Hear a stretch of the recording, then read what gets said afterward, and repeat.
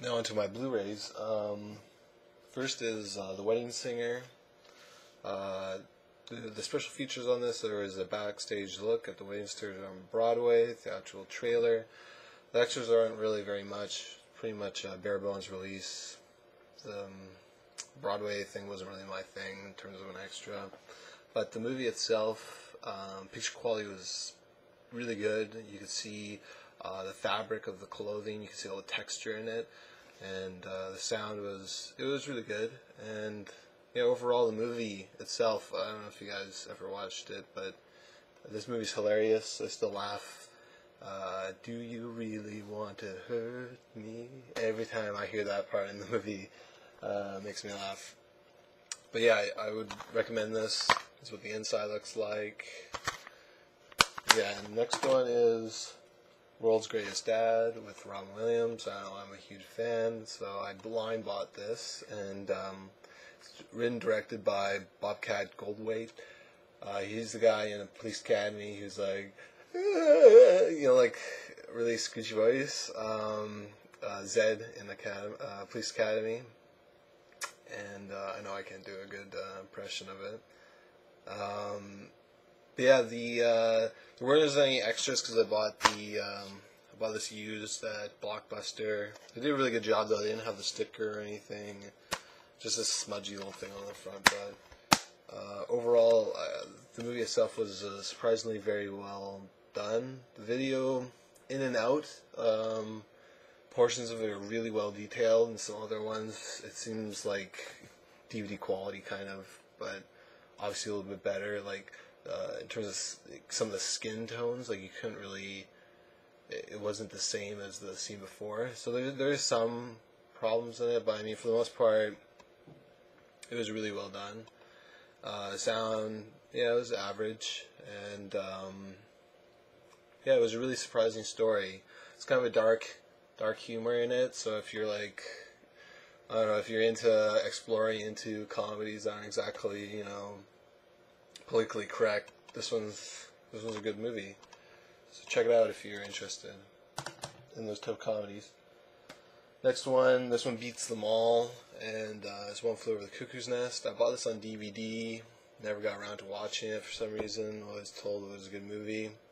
All I knew about it was that the main character wasn't insane when he first went into a mental institution, but when he comes out, he is.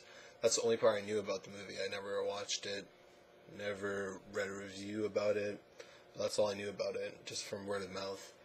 And I got this really cheap on after Boxing Day sales. This is in Canada, obviously. So this is the front, this is the back. There's some really good pages of art in here. Talks about some of the cast members and what they're about, what their character is about. A little bit about their backstory and introduction. Yeah, it was really well done. I'm just only going to show you a couple of these pages. Yeah, it was really well done. And the actual disc itself, really well presented. Video superb. Had film grain and everything. Sound quality came through clear. And the movie itself, it speaks for itself.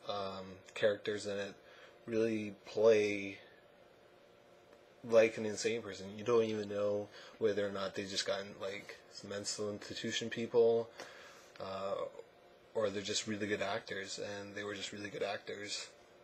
Though when I was watching the extras are tons of them. So there's a commentary by director Milos Forman and producer Michael Douglas and Saul Zaentz, and the making of the One Flew Over the Cuckoo's Nest, additional scenes, and theatrical trailer. But during the making of the Cuckoo's Nest, that has tons of information. They talk about all the characters that were in here.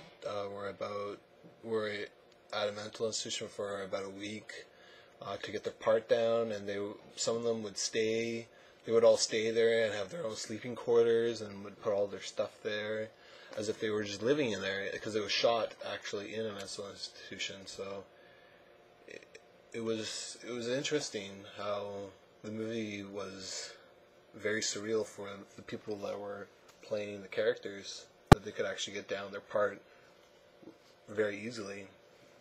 So yeah, I would give this a high recommendation. Anyone who hasn't bought this as a film buff or movie lover should go out and watch this, or at least rent it. And next one is The Eraser. This movie, big thing just dropped. This movie is kind of okay. I mean, I used to like the story back in the day, but I see all the special effects and all that stuff, and they're just really badly done. And the video quality is kind of choppy in some parts. I mean, sometimes it's really good, sometimes it's really bad. Sound quality, pretty good, but overall, I would rent this unless you can get really cheap, like really, really cheap. But yeah, well, that's the end of my DVD and Blu-ray reviews. I hope to do another one in about a week. Hopefully I get some time off. But anyways, see ya.